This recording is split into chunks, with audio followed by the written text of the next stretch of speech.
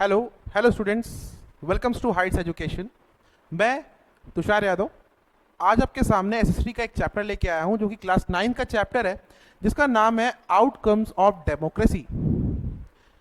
इस चैप्टर को हम थोड़ा शॉर्ट में ब्रीफ में डील करेंगे ताकि आपके एग्जाम पॉइंट ऑफ व्यू से आपको हेल्प मिल जाए और इस चैप्टर का एक रिवाइज जैसा हो जाए, और उसके बाद कहीं ना कहीं आप एग्जाम में अच्छा परफॉर्म कर सके और कहीं ना कहीं हमें डेमोक्रेसी के आउटकम्स के बारे में भी कुछ पता चले। तो इस चैप्टर में जो सबसे पहला चीज हम देखने वाले हैं that is how does we access democracy. Democracy को हम एक्सेस कैसे करेंगे। Now what is the meaning of accountable, responsive and legitimate government. And third thing is economic growth and development, कि हम ये देखेंगे कि जो आपके डेमोक्रेटिक कंट्रीज हैं या फिर आपके जो लाइक डिक्टेटरशिप कंट्रीज हैं या जिन कंट्रीज में मोनार्की सिस्टम होता है, उन कंट्रीज में आखिर होता क्या है, मतलब कैसा उनका इकोनॉमिक ग्रोथ होता है या कैसा उनका डेवलपमेंट होता है। कहीं ना कहीं हम इस चीज पे नजर डालेंगे। तो चलिए हम इस चैप्टर को शुरू करते हैं और सबसे पहला हम देखते हैं how can we legitimate the democracy. चलिए सबसे पहला हम यहाँ पर इस पर नजर डालते हैं। ओके, नाउ जैसा कि आप यहाँ पे देख रहे हैं स्क्रीन पर, आप देख सकते हैं क्या लिखा हुआ है। Democracy is the best form of government when we compared it with alternate government in following ways: promote equality among the citizens, enhance the dignity of individual, improves the quality of decision making, provide the method of resolving conflicts, and the last one is allows room to correct mistake। चलिए इसको समझते हैं कि असल में होता क्या है। सबसे पहला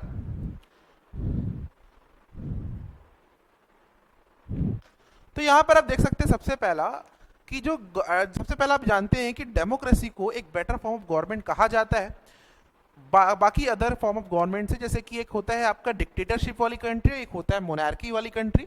और डिक्टेटरशिप और मोनार्की का मतलब आप लोगों को पता होगा, लेकिन जो सबसे बेस्ट फॉर्म ऑफ गवर्नेंस माना जाता है वो माना जाता है आपकी डेमोक्रेसी को। और क्यों, क्या रीजन है कि इसको बेस्ट फॉर्म ऑफ गवर्नमेंट माना जाता है? तो इसका रीजन है सबसे पहला कि जो आपकी डेमोक्रेसी होती है ये आपके पहला चीज जो होता है दैट इज ये प्रमोट करती है किसको? इक्वालिटी को। डेमोक्रेसी की नजर में हर एक सिटीजन क्या होता है कि वो इक्वल होता है। उसमें उसके कास्ट, उसकी रिलीजन, उसके बर्थ प्लेस, उसके वॉट एवर द थिंग्स, उन क्राइटेरियाज को नहीं देखा जाता। उनको सिर्फ क्या किया जाता है डेमोक्रेसी के अंदर? इक्वली ट्रीट किया जाता है। सेकंड थिंग अगर हम देखें तो सेकंड थिंग अगर हम ये कह सकते हैं कि डेमोक्रेसी जो होता है वो क्या होता है? सबसे पहला कि इंडिविजुअल की डिग्निटी, मतलब कि हर एक इंडिविजुअल, अब इंडिविजुअल कौन है? इंडिविजुअल आप है, इंडिविजुअल मैं हूं। तो हमारी जो एक पर्टिकुलर हमको क्या करता है? एक डिग्निटी देता है, हमारी खुद की एक डिग्निटी, हमारी खुद की एक पहचान, एक रिस्पेक्ट देता है।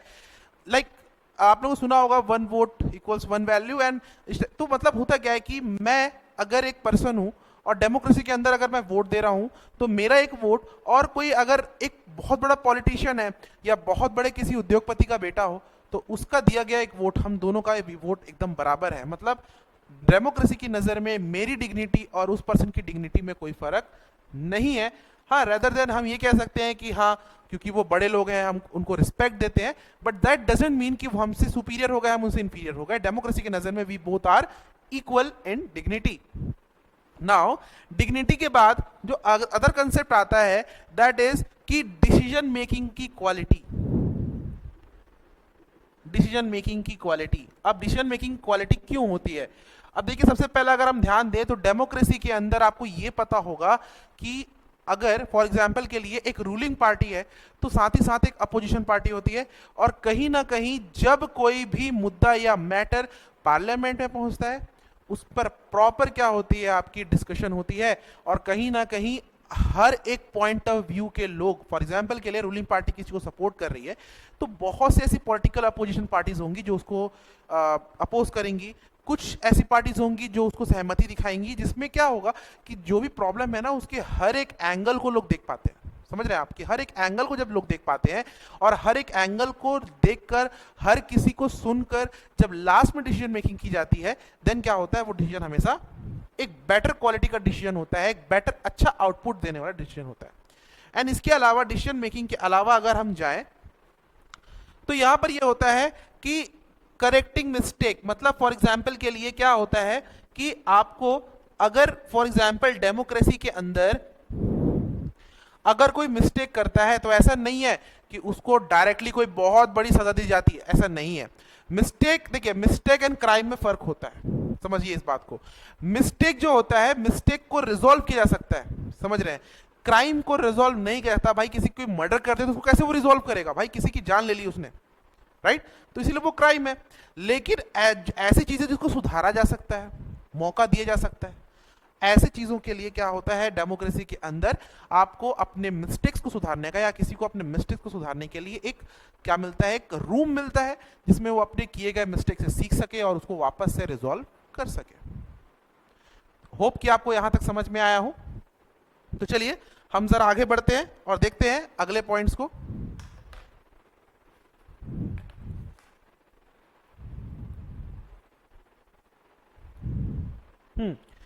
अब आप यहां पर एक टॉपिक देख रहे होंगे कि सर आपने तो डेमोक्रेसी की बहुत राग रख ली। अब देखिए यहां पर लिखा हुआ है कि democracy is seen to be good in principle but felt not so good in its practice. कि डेमोक्रेसी तो सर प्रिंसिपल में बहुत अच्छी अच्छी बातें करता है, लेकिन प्रैक्टिस की नजर से वो बिल्कुल भी अच्छा नहीं है।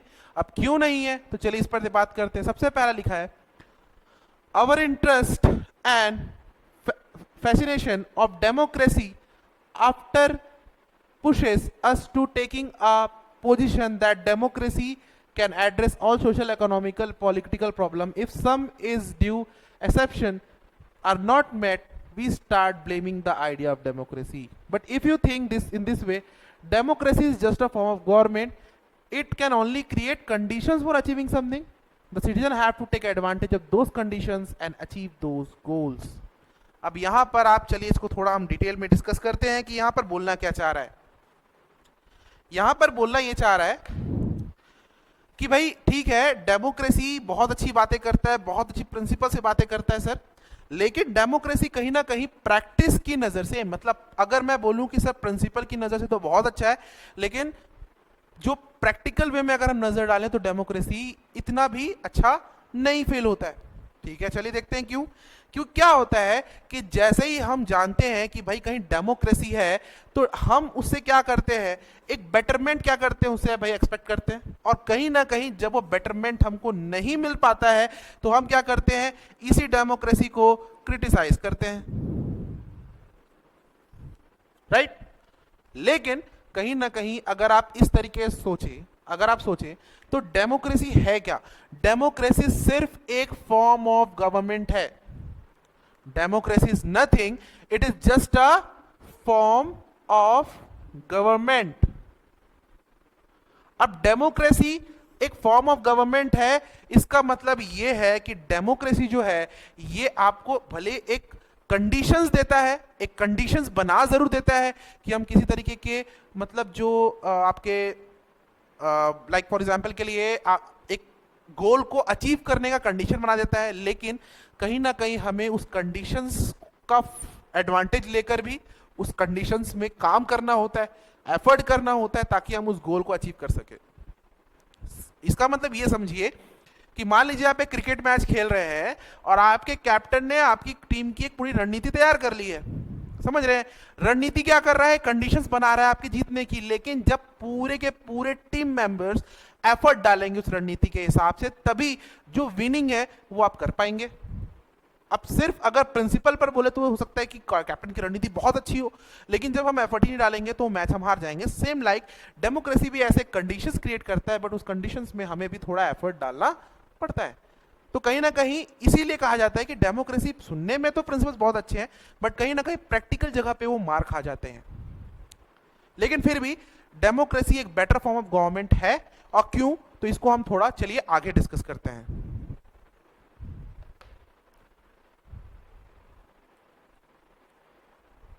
सबसे पहला हम आते हैं अब यहां से अपने सेकंड उसमें, जिसका नाम है accountability. Now what is the meaning of accountability? Democratic government is an accountable form of government and it produces government accountable to citizen. It responses needs and expectation of citizen. It ensures that decision making is not based on norms and procedure or transparency, making it accountable.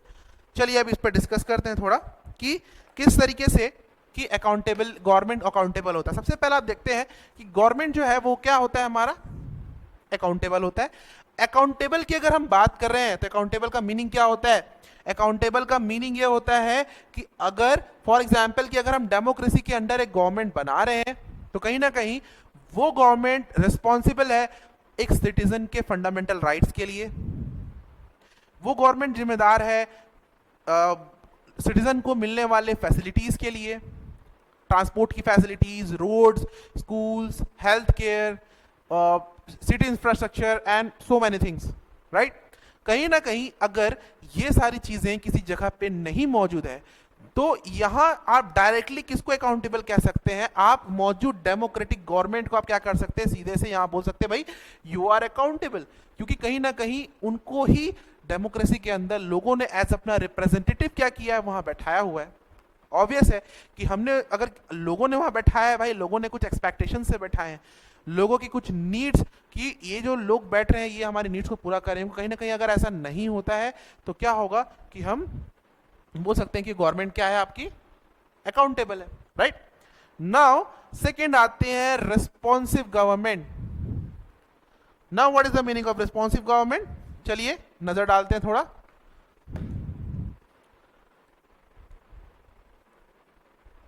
अब देखिए क्या लिखा है responsive government का.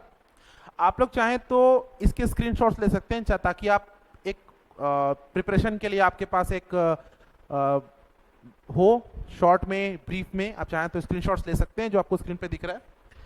Democracy produce and responsible government. A democracy carries in a certain liberal ideas of governance. They include regular, free and fair elections, public debate, major policies and legislations, openness of information regarding major government policies and correction of free government. Okay, चलिए देखते हैं responsible किस वे में है. अगर मैं बात करूं कि रिस्पॉन्सिबल होने की तो कोई भी गवर्नमेंट रिस्पॉन्सिबल कैसे होगा. अब देखिए रिस्पॉन्सिव कैसे होगा. फॉर एग्जाम्पल डेमोक्रेसी के अंदर हमको चाहिए free and fair election, right. Free and fair elections चाहिए हमको, राइट. लॉ एंड जुडिशियरी चाहिए ना भाई. और ऐसे करके बहुत सी चीजें हैं जो हमको चाहिए, राइट.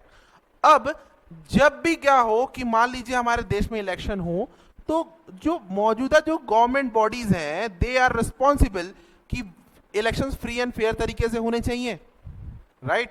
रिस्पॉन्सिव होने का मतलब क्या होता है, किसी चीज के प्रति रिस्पॉन्स करना. फॉर एग्जाम्पल के लिए कि अगर मैं इस मार्कर को आपकी तरफ फेंकना चाहूं तो आप रिफ्लेक्स करेंगे ना, आप रिस्पॉन्स देंगे ना उसकी तरफ से. या हो सकता है कि बदले में आपको कोई गिफ्ट दिए दे तो भाई गिफ्ट देने के बाद रिस्पॉन्स में आप क्या करते हैं, रिटर्न गिफ्ट उसको देते हैं, राइट. तो कहीं ना कहीं गवर्नमेंट जो है इस तरीके से क्या होती है, रिस्पॉन्सिव होती है.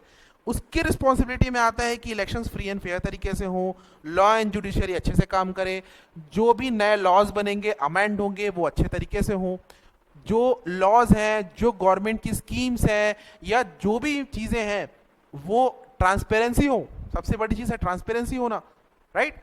जो राइट टू इंफॉर्मेशन के अंडर आता है which is again a fundamental right, right. तो ये सारी कुछ ऐसी चीजें हैं जहां पर गवर्नमेंट का रिस्पॉन्सिव होना भी क्या है आपका जरूरी है. चलिए अगला देखते हैं हम कि what is the meaning of legitimate government, right.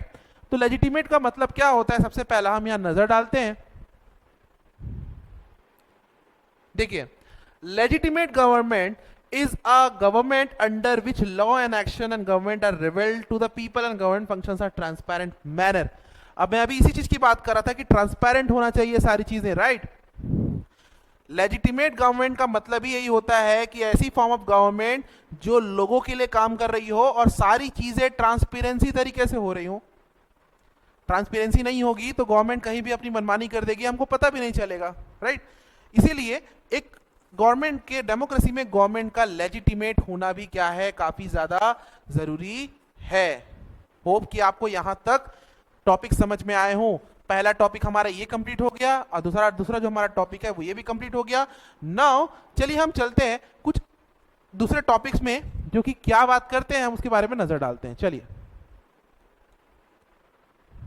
अब आते हैं हमारा third topic which is as usual economic development and growth. Economic growth and development. अब यहां पर आपको कुछ ग्राफ्स दिए गए हैं।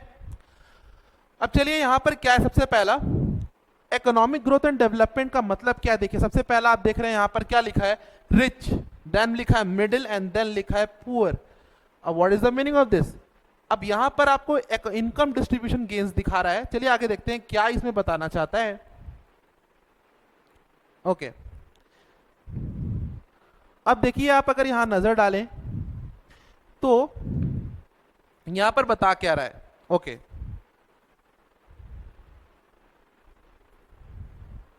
चलिए देखते हैं। अब यहां पर डेटा की बात करता है, अब हम बात कर रहे हैं इसकी, तो हम यहां बात करेंगे 1950 से लेकर 2000 तक। ठीक है, क्या बात करेंगे। सबसे पहला हम यहां पर दो फॉर्म ऑफ गवर्नमेंट को यहां कंपेयर करेंगे। एक फॉर्म ऑफ गवर्नमेंट होती है जैसे कि मैंने आपको बताया था डिक्टेटर, राइट, एंड दूसरी फॉर्म ऑफ गवर्नमेंट जो कि हम पढ़ रहे हैं दैट इज डेमोक्रेटिक। अब अगर हम बात करें इकोनॉमिक डेवलपमेंट एंड ग्रोथ में तो ये देखा गया 1950 से 2000 के बीच का अगर डेटा देखा जाए तो जिन कंट्रीज में डिक्टेटरशिप है ये देखा गया कि उस कंट्री की इकोनॉमिकल ग्रोथ एंड डेवलपमेंट कुछ ज्यादा अच्छे से है। बट रेदर देन जहां पर डेमोक्रेटिक फॉर्म ऑफ गवर्नमेंट है वहां की ये देखा गया कि भाई वो जो जगह है वहां की इकोनॉमिक ग्रोथ क्या है, काफी ज्यादा नीचे है। ठीक है, अब लेकिन अब यहां पर ये सुनने में देखने में आ रहा है भाई कि जो डिक्टेटर कंट्री है सर वहां की इकोनॉमिक ग्रोथ एंड डेवलपमेंट बहुत अच्छी है आप कह रहे हैं, और जहां पर डेमोक्रेटिक फॉर्म ऑफ गवर्नमेंट है सर वहां की आप वहां तो ऑब्वियस सर आप बता रहे हैं कि अच्छी नहीं है। तो फिर आप बोल रहे हैं कि डेमोक्रेसी एक अच्छी फॉर्म ऑफ गवर्नमेंट है लेकिन इकोनॉमिकली तो अच्छी नहीं है, तो क्या हमें डेमोक्रेसी हटाकर डिक्टेटरशिप ले आना चाहिए।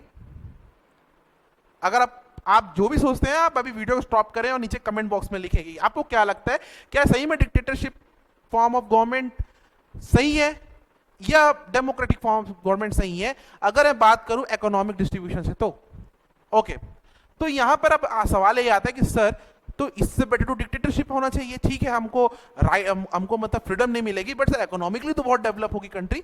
तो चलिए इस बारे में भी हम थोड़ा बात करते हैं। अब यहां पर हम थोड़ा सा चलते हैं अपने स्क्रीन पर।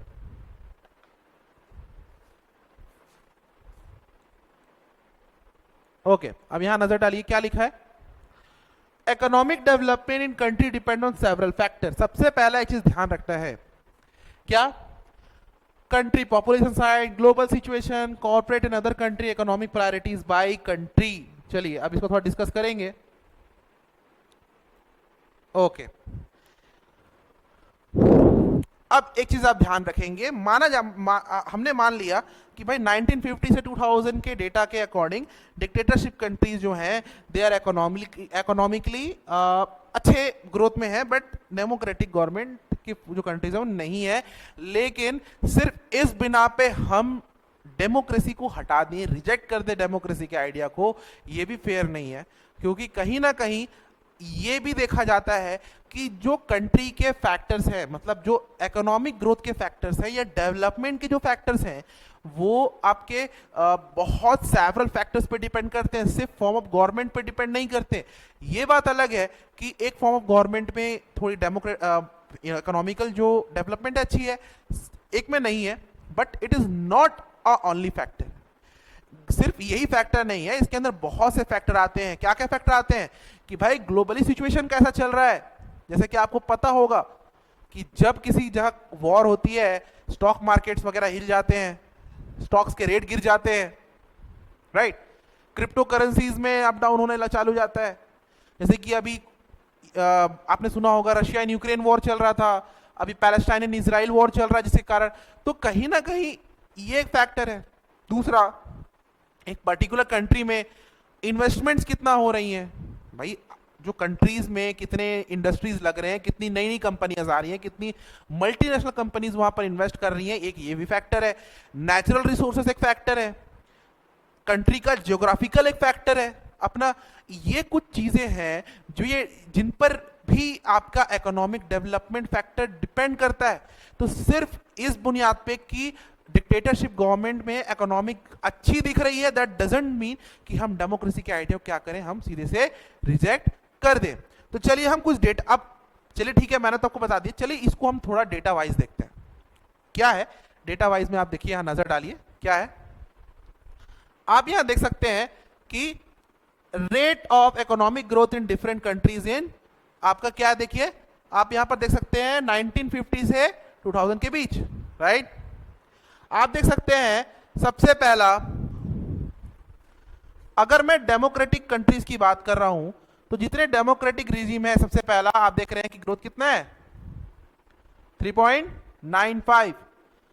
जितने आपके डिक्टेटरशिप है कितना है 4.42। ओके, पुअर कंट्री की बात करते हैं, ये तो सारे जो है हमारे कौन सी कंट्रीज के हैं, ये कंट्री हमारा रिच है, ठीक है।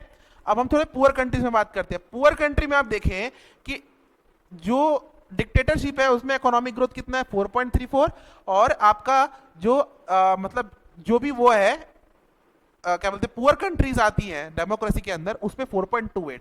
अब ये जो कंट्रीज है ये क्या है, पुअर है, राइट। अब यहां क्या समझ में आता है, आप एक चीज देखिए, जो कंट्रीज पहले से डेवलप्ड हैं उनमें जो डेमोक्रेटिक गवर्नमेंट है और डिक्टेटर गवर्नमेंट है उसमें आपको इकोनॉमिक ग्रोथ में फर्क पता चलेगा, एक मेजर फर्क है। लेकिन वहीं अगर मैं बात कर रहा हूं पुअर कंट्रीज की, तो चाहे डिक्टेटरशिप हो चाहे डेमोक्रेटिक हो, आप देखेंगे कि डिक्टेटरशिप में 4.34 और डेमोक्रेटिक में 4.28, कुछ ज्यादा फर्क नहीं है। इसका मतलब यही समझ में आता है हमें भाई कि सिर्फ जो पहले से अमीर देश हैं, डेवलप्ड नेशंस हैं, वहां पर डिक्टेटरशिप में थोड़ा अच्छा परफॉर्मेंस है। लेकिन अगर हम थर्ड वर्ल्ड कंट्रीज में आ जाएं, India, Pakistan, Bangladesh and so on जैसी कंट्रीज में आ जाएं, तो ज्यादा फर्क नहीं है इकोनॉमिक ग्रोथ में, राइट। तो इसका मतलब ये बिल्कुल नहीं है भाई कि हम डेमोक्रेटिक के आइडिया को ही कर दें, क्योंकि कोई ज्यादा फर्क नहीं है, इसमें कोई ज्यादा फर्क नहीं दिख रहा है हमको, राइट। चलिए हम थोड़ा सा आगे बढ़ते हैं। आगे क्या है आप देखते हैं यहां पर, सबसे पहला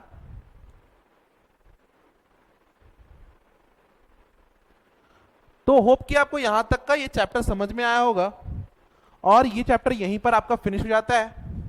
होप आपको ये छोटा सा वीडियो पसंद आया हो, शॉर्ट में मैंने आपको चैप्टर समझा दिया है।